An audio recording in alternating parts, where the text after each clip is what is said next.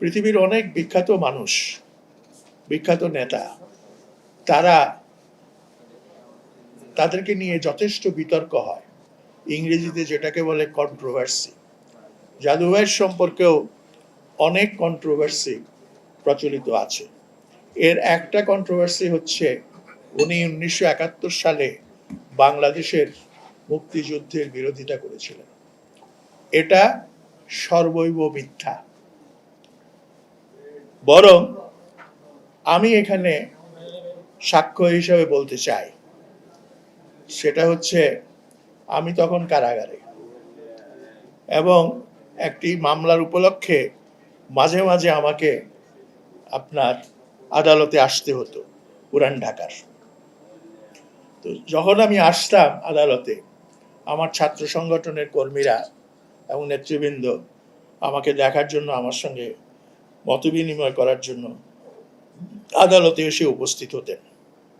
সেটা ডিসেম্বর মাসের শেষ বা জানুয়ারি মাসের প্রথম দিকে কোনো ঘটনা হবে, 1970 সালের। তো এই নির্বাচন হয়ে গেছে। আমাদের সংগঠনের একজন আমার অত্যন্ত প্রিয় মানুষ ছিলেন সৈয়দ রুহুল আমিন, মহসিন হলের ছাত্র নেতা ছিলেন। 1971 মুক্তিযুদ্ধের সময় তাকে হত্যা করা হয়।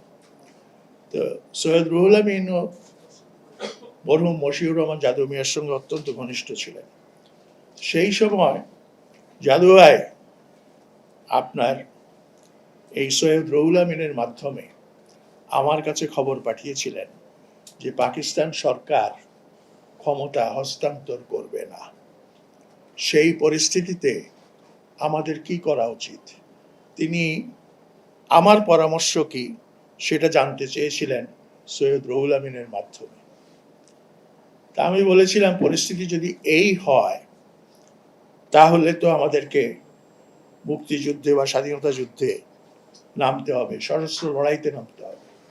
এবং এই ধরনের যুদ্ধ কখনোই সফল হয় না যদি একটা জাতীয় মুক্তি ফ্রন্ট গঠন না করা হয়। এবং সেই জাতীয় মুক্তি ফ্রন্ট গঠিত হবে ওই সব দলের সমন্বয় যারা দেশের স্বাধীনতায় বিশ্বাস করে, তাদেরকে নিয়ে। এবং এইভাবে জাতির সমুদয় শক্তিকে, সমুদয় অংশকে, সমুদয় গোষ্ঠীকে ঐক্যবদ্ধ করে এই লড়াই করতে হবে। কিন্তু আমাদের দুর্ভাগ্য, আমাদের স্বাধীনতা যুদ্ধ এই পথে হয় নাই, জাতীয় মুক্তিফ্রন্ট গঠন করে হয় নাই। আর না হওয়ার ফলে তার পরিণতি কি হয়েছে সেটা আপনারা ভালো করেই জানেন। এবং পরিণতি হয়েছিল যে আমাদের যেটা মুক্তির সংগ্রাম সেটা অসমাপ্ত থেকে গেছে, এবং আজ পর্যন্ত সেটা অসমাপ্ত। এগুলো কিন্তু বুঝতে হবে। তো কেন অসমাপ্ত সেই ব্যাখ্যা এখানে দেওয়ার সুযোগ এবং সময় নেই। জাদু ভাই আপনার যখন 25 মার্চের পর তিনি চলে গেলেন ভারতে, গিয়ে সিপিআইএম এর নেতাদের সঙ্গে কথাবার্তা বললেন, ভারতের অন্যান্য নেতৃবৃন্দের সঙ্গে কথাবার্তা বললেন, তখন আমি কারাগারে।